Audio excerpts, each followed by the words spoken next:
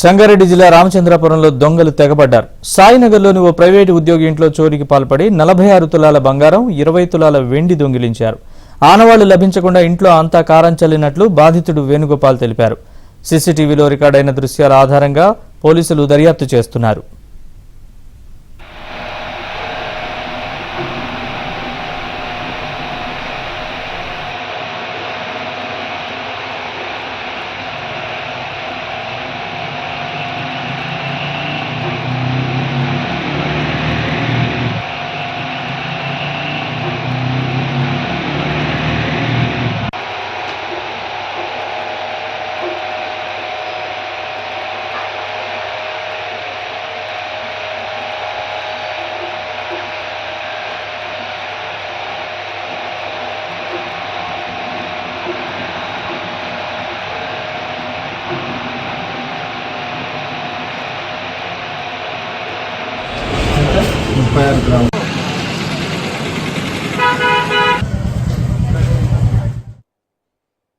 రామచంద్రపురం సాయినగర్ కాలనీలో ఉంటాము.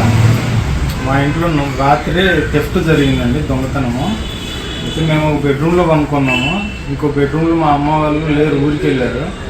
నైట్ 2 ఆ మధ్యలో సైడ్ డోర్ నుంచి డోర్ లాక్ తీసేసి ఇంట్లోకి వచ్చి మొత్తం ఆర్నమెంట్స్ 500 గ్రాములు బంగారు, 200 గ్రాములు వెండి, 10,000 క్యాష్ తీసుకెళ్ళారండి. ఇల్లంతా చిందరవందరగా లాగేశారు. గూడులో కారప్పొడి చల్లారు, ఇల్లంతా కారప్పొడి చల్లేశారు.